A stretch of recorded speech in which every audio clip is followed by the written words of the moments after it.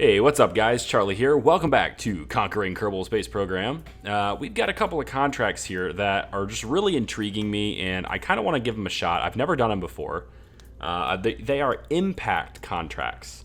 We currently have 3 of them, so I kind of feel like I need to clear out some of these things because we may not be getting, things that help our cause, like setting up station type contracts and things like that. We may not be getting them because our contracts are kind of clouded with all this other stuff. That could be the case. I really don't know.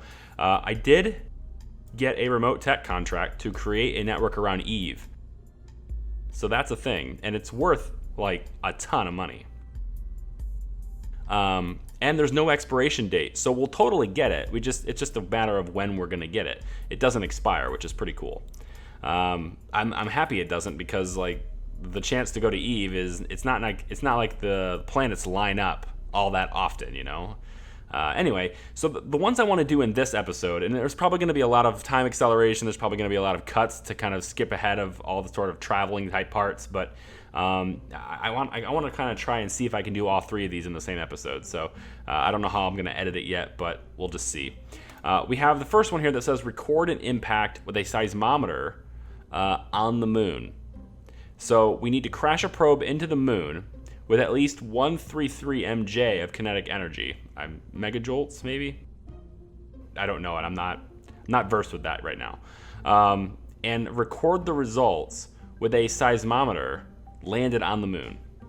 Okay, so it looks like we need a part or a piece of something to be sitting on the moon's surface already, and then crash something into the moon next to it or near it. I think that's kind of what this is saying. Then we have the same thing here, crashing into the moon, but this time we need to do it into the moon above 75 degrees latitude north or south, and observe the results with a spectrometer in orbit. So a different part, and it needs to observe it from orbit, not from the surface. Okay, so that's on the moon. Then we also have the other one. This one is recording the impact with the seismometer again landed on the surface of Minmus. So we're going to 2 different moons here, and we're going to need at least 3 different components to this to get them all. I'm thinking the one that goes to the moon could be 2 ships, or at least 2 components, one that's in orbit and one that sort of detaches from the orbital part and goes down to the surface and lands. That's fine. And then we need to get something on the surface of the moon as well. And then send 2 more probes out there to crash into the moon and crash into Minmus near these things. And apparently I need to get a certain level of force or a certain amount of kinetic energy. So yeah, I will go ahead and do that, and I guess I'll just leave the recorder running, and hopefully I'll edit this together and make it all nice and neat for you. Here we go. This bangometer here, this is a seismometer. It doesn't really look like it, or it doesn't really tell you that directly. You have to read the text. You have to read the descriptions. This is a seismometer. It records seismic waves created by a crash or an explosion. So there you go. Not for children under 10 years old, apparently. And then the one from orbit is this flashometer here. This is a spectrometer. It records the spectrum of the flash created by a crash or explosion. It works best when it has a line of sight to the impact. Okay, so lots of different things here. Kind of confusing me, but I'm going to build something, I think, that has maybe 3 components to it. The first will be, there'll be 3 components. One will decouple in orbit and send its way onto Minmus so it can land on Minmus. Then 2 of them will be decoupled together. They'll go to the moon, to where one will stay in orbit and the other one will decouple and go down to the surface. And then I'll have to send probes out to do it. And I think I'd have to crash in an area near the seismometer, but at the right timing so that this flashometer is kind of within line of sight. So it's going to be a really weird timing thing, but we're going to try and make it work. Okay, here we go. Okay, so this entire mission took about an hour and 40 minutes to complete, and obviously I do not want this video to be an hour and 40 minutes long, but I am presenting it to you pretty much uncut, so it's just going to be sped up. The first step was to create the probes that are ultimately going to allow me to perform these impact science experiments. The impact science experiments it's from the impact mod, so it's not a stock experiment pack. There are stock experiments in the stock game, I think, that do have you crash probes into certain bodies, but it's pretty much just that. You just crash it in there and that's it. This adds a better dynamic, I feel, to the game by making you have to have the right equipment and having to have the right materials present to perform an adequate experiment. So for this experiment, I guess, I need several different factors. I need something in orbit that can measure the flash of the explosion, the emitted light from the explosion, and I also need things on the surface which can get the vibrations and the overall impact and how it reflects and how it vibrates through the ground. So that's what this first one is, and unfortunately, I'm not able to build it quite the way I imagined I was going to build it, only because the landing legs that I ultimately wanted to use are just not adequate, and that is the ones that break. You saw that when we went to Minmus, the landing legs break immediately. So I needed to go to the LK2 landing legs, and those were pretty big. I would ultimately decide to use them anyway, hoping that they don't break. And as you'll find out later on, they actually don't break. So those ones I can at least confirm, at least for a craft this small, those are still good. So the object here is to land two different probes on two different biomes, and in two different bodies, I should say. I'm going with a 3-point leg setup because it's just a really tiny small probe. I would normally never recommend a 3-point leg setup, but because of the size of this thing, it's not going to matter. If it was anything taller, if it was like really tall for some reason or heavy, like an actual lander with Kerbals in it, always 4 legs. There is zero excuse for doing 3 legs ever. It's just flat out stupid. You'll also notice that the Shiba engine here has like this whole little shroud, this metal sort of wire frame, if you will, going down to the Shiba engine from the gas tank. Eventually, or later on in the video, you will notice that this shroud, this thing is bugged. I think it's a Ven stock revamp thing. It's kind of broken. So when you reload the craft, it will just appear there. It's kind of dumb. So what I'm going to do here, it will disappear. So what I'm doing here is I'm setting up a sub-assembly group. What that is when you create a craft, and then you save that whole craft as like a part set. Not a part, but a set of parts that are already pre-assembled. In order to do that, I have to change the root part so that it is something that is attachable. The root part of your sub-assembly has to be attachable to something. So I went ahead and I make the little stack separator there, the stack decoupler there, whatever it is. I make that the root part. So the probe is no longer the root part. And that way I can attach it later on.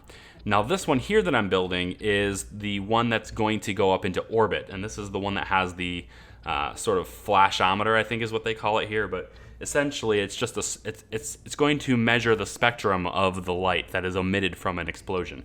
And so it has a slightly different instrument on the top, and it's a little bit bizarre. It doesn't quite center itself very well. For whatever reason, the torque is still reading that it's balanced, despite the fact that it does not look balanced at all.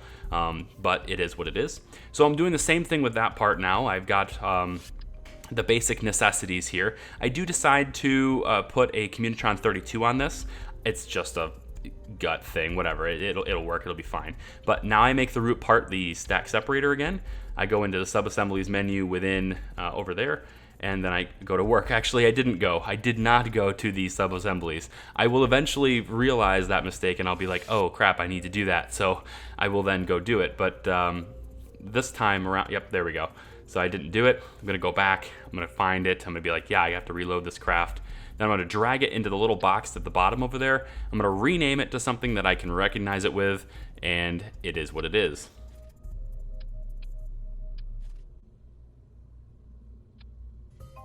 So creating a new craft now, I'm just going to take these all these different sub-assemblies, and I can just take them right out of the menu and plop, plop, plop, pop them on top of each other. And that's all she wrote. I've got all of those things set up and ready to rock. I also have 3 reusable experiments on each of the ground probes, on each of the seismometers. There's the regular thermometer, there's the seismic accelerometer, and there is the pressure barometer, if there will. So I'm able to measure pressure, or atmospheric pressure, which is kind of weird because there's no atmosphere where we're going, but it still works, so okay. I can measure the atmospheric pressure, I can measure the temperature, and I can also measure the seismic accelerometer, or the seismic activity, I guess, with the same experiments we've had since pretty much the day one. But I'm going to put them on these probes because I might be able to land these probes in biomes that I haven't been to yet and get additional science. I'm always looking for opportunities to do the contracts but get science while I do it. And so what I'll end up doing, as you'll later see, is I'm going to end up landing these probes in biomes I've never been to before. Now for the moon, that's pretty easy. We haven't landed on the moon yet, so anywhere I land on the moon, I'm going to be able to get science for it, no problem. But for Minmus, I actually am going to end up putting it on the Great Flats. Apparently there is greater flats, and then there's Great Flats, then there's the regular flats, and then there's lesser flats. I didn't know there were that many different variations of flats, but I do discover in the biome scanner, anyway, when I open up the biome scanner for Minmus, I do discover that there's something called Great Flats, which is not the greater flats. So I decide to land in the Great Flats with that probe, and I end up getting the science for it, which is pretty nice. I'm also going to put some parachutes on the bottom tank here that's going to lift us up into orbit, and those parachutes are hopefully meant to recover the stage, so that, yeah, we can obviously recover the stage and hopefully recover the money. Then I decide, you know what, the Delta V that's in this is probably not adequate enough to get us into orbit. I'm probably going to need maybe a different engine. I tried different configurations. It's probably not going to work. So I'm like, fine, we'll do the Kerbal way. We'll do things the Kerbal way.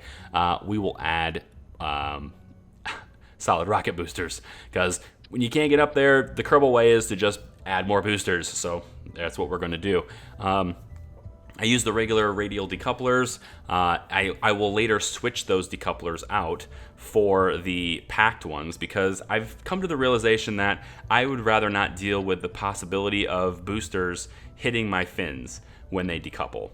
So I will later, right at the last minute here before we go to the launch, I will swap those out and put in the packed ones instead, because they have an ejection force that exceeds what, I mean, basically it's going to work.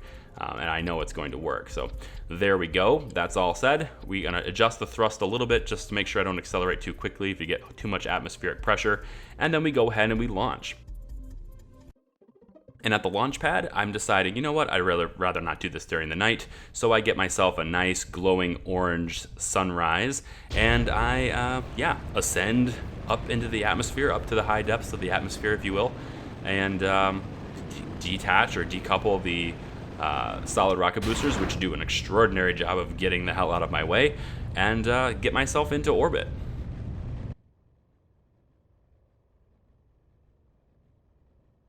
I still have yet to perfect the art of getting the perfect ascent profile so that I don't have a whole bunch of wasted Delta V when I try to get myself into orbit. I don't have one of my apoapsis being like over 100,000 kilometers or 150 kilometers of some kind. I'm still not quite there in terms of learning how to properly ascend and get the perfect orbit. I mean, ideally, I would like to have things at like an 80-80. You know, or at the very highest in 85, 85. But this time, I don't get that. This time I get like 150 and 70. So just barely out of the atmosphere, it's fine. So I set up my maneuver nodes. The first place I'm going to go is the moon, because the top piece of my rocket ship here, the top probe, is the flashometer. It's the one that's going to stay in orbit. Because it has that funky thing on the top, I can't really stack anything on top of it, so that's the one I choose to have on the very top. And so since it's the one on the top, that's the one that's going first. Of course, if you're going to do something like this yourself, remember to extend all of your antennas. or at least extend the antenna of the probe that you're going to release before you release it. Otherwise, it is dead in space. Because this is an unmanned this is a completely unmanned mission, so there's no engineer to go out and extend the antenna this time. So if you're going to do something like this, you have to always remember to extend the antennas before you decouple it. I get around that problem in this mission by just extending all of them right away. Not all the solar panels are out, but all of the antennas are out the whole time because I don't want to deal with making that mistake. So when I extend one antenna, I extend them all. So this process is pretty much just rinse and repeat. We just get ourselves prepared, we get ourselves out there, we get ourselves ready to make our maneuvers and get out to space. Originally, I was going to have the flashometer, or the orbital surveyor, if you will, and the seismic one for the moon. I was going to have them leave and go to the moon together originally. And then I discovered, or I figured out anyway, that I could probably save a little bit of headache and a little bit of money with the actual assembly of these probes if I just made each one designed to be independent of the others. And so I just basically designed them to be their own things. And as a result, it's easier in this capacity to do both independently. So every single time this probe, if you will, goes around the planet, it releases an extra probe. So on this pass, on the first pass around the planet, when it first got into orbit, it was able to release one and then the other, and etc. Every single time around, we release one and then the other. For the last probe, I want to deorbit the fuel tank, the ascent stage that helped us get into orbit. I wanna deorbit that. So what I do is I turn myself orbital retrograde after of course correcting my inclination, because since we're going to min-miss with the last one, I do need to correct my inclination to line it up so that I can meet min-miss better. But before I leave to go to min-miss, I'm going to turn myself orbital retrograde. I'll decouple while I'm facing backwards, and then I'll control the probe on the ascent stage, which I have one probe on the ascent stage still. For this very reason, and then I'll just turn the engine on and just blast it and get the thing to where it's going to go off into the atmosphere. So off it goes, it will deorbit itself. Now I've got this other probe, and I can just make my maneuver really quick. It's elementary at this point. Make the maneuver, go to min-miss. It is what it is. Make the burn. It's all good. Of course, Kerbal Alarm Clock will be helping me manage the 3 different probes at one time, all going out, although it's fairly safe to assume that the moon probes will reach their destination first, since they're only going to the moon and not all the way out to min-miss, and it's also fair to assume that the one that left first will arrive first, because that's just kind of the way it works usually. Switching back to the first probe, you can see that graphics problem that I was referring to where the shroud disappears once you reload the vessel. So the rest of the probes, all 3 of them that are out there now, they will no longer have that nice, clean, interesting at least, looking frame or shroud, if you will, for the engine. The engine will appear to just hover below the tank, and that's just the way it is. The shroud is still there. It's still structurally intact. It just simply doesn't look like it is. So if you're noticing that and it's a little annoying, I agree, it's annoying, but it is what it is. So we're going to go ahead and go back to the other probe now. This is the one that's supposed to land on the surface. I have one that's orbiting now. It has a fairly inclined orbit because I don't know exactly where I want to land yet, but it also has an inclined orbit because one of the things I have to do is smash a probe at a certain inclination, above 75 degrees or below 75 degrees. Well, I shouldn't word it that way. It's above 75 degrees, either north or south. So on the equator is 0 degrees. I basically need to go really, really high, near the poles, really, to crash the probe. So if I make a really inclined orbit that has a fairly good amount of height by it, I can kind of open up my options, because when I crash, the probe that's orbiting needs to have a line of sight to the crash site, which means I need to crash it at the right time so that the one that's orbiting the moon is above me, at least in some way, at the time I crash. If it's on the other side of the moon, it won't register the flash. It won't be able to see it. So that's kind of the thing I have to worry about there. So while I'm thinking of that, I'm also thinking, well, shoot, I probably should aim and land the seismometer in a location that's fairly close to where I want to land too. So I kind of work out a landing spot that I think it might be good, and then I make my burn, and then I, surface retrograde, get my landing legs ready, and prepare myself to kill my lateral velocity and pick my landing spot and get down on the ground. Once I think I'm fairly satisfied with the location, I start my burn, and I start my slowdown. And as you can see from the burn, at least for the graphics anyway, that burns a little nice pink plume that's supposed to be coming from this engine is no longer there either. So aside from the shroud being gone, also the purplish plume from the Shiba engine also is gone when you reload the vessel too. This is probably the same problem that's happening with the Ant engine as well. Again, don't know how to fix it. Not my problem. I'm just going to play. So here we go. I'm ascending down to the moon. This is the first time we've ever landed on the moon. This is the very first craft to ever touch moon soil, at least in my playthrough anyway here. But this one lands nice and safely, no big problem. I'm going to transfer all my science experiments that I mounted on there, get that all transferred, and then that probe will just sit there on the surface and wait to record an impact. It's pretty nice.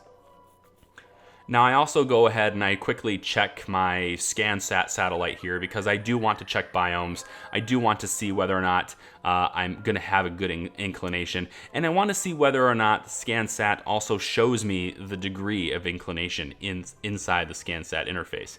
But I'm also doing a quick check just to see the progress. And as you can see from ScanSat, really briefly there, our biome scan for the moon is complete, which means we'll be able to pick our landing spot now. It's going to be great. So I don't have to wait any longer to land our science team on the surface of the moon. I may be doing that in a very soon episode. However, the science team needs to stay in orbit for another 53 days, I think, because that vessel is currently tied to a contract that states that the vessel that did the experiments for that contract needs to stay in the orbit that qualifies for a certain amount of time. So that science team can land, but they don't have to land yet, and they're actually not going to land for another 53 or so days. That doesn't matter. We have plenty of contracts to do, and as you'll soon see at the end of, probably the next video anyway, I have recorded several at this point. We're getting some pretty interesting contracts hitting us now, and it's pretty fun. I think I'm really getting pretty excited about it. So there is the scan of the moon. That's Minmus. And I noticed at this point that this is where the Great Flats are. So I'm trying to line myself up to land at the Great Flats. That location that's marked there on the map is marking the Great Flats for me. I'm not going to land on that marker, but that whole flat area counts as the Great Flats. And so that whole flat area is what I'm aiming for. Not exactly something that's very hard to hit. Now I am noticing that I am descending rather rapidly, and I'm not sure I'm going to get over these little peaks here, so I am going to burn up slightly just to make sure that I am up high enough to clear it, and then I begin my standard descent where I kill my lateral velocity, fall straight to the ground, obviously prep the landing legs just for stability's sake, so I don't tip over on that really narrow and tiny engine. And from there, it's a very, very slow, lengthy descent to Minmus. Thankfully, because video is sped up for you, you don't have to wait nearly as long as I did. It took 5 minutes to fall from there to the surface. It was a really, really long time. But thankfully, we do get down to the surface nice and safe, touch down at a safe and leisurely 2 meters per second, and we perform the experiments that we need to perform, and everything is good from there. So at this point, I actually do start talking in the moment, so I'll go ahead and turn it over to myself, who is also very tired, and it's been a great mission. Thanks for listening to me.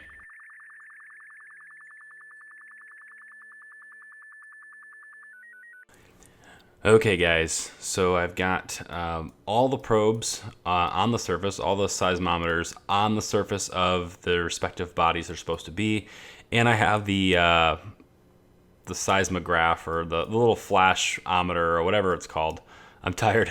I got that in orbit of the moon now, so this has been about an hour and a half to get all these things in here.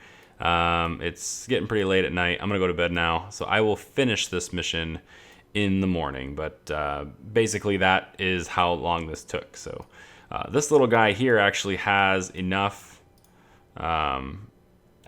fuel to where if I do all these perform all these studies, all this science here, actually a seismic scan, I'm going to send it.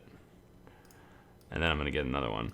This guy's got well enough fuel to actually, once it's done measuring the scan or whatever, or measuring the impact, I can just take this and fly it over to the science facility and have them pick up the science. So we'll keep all these experiments on the rover.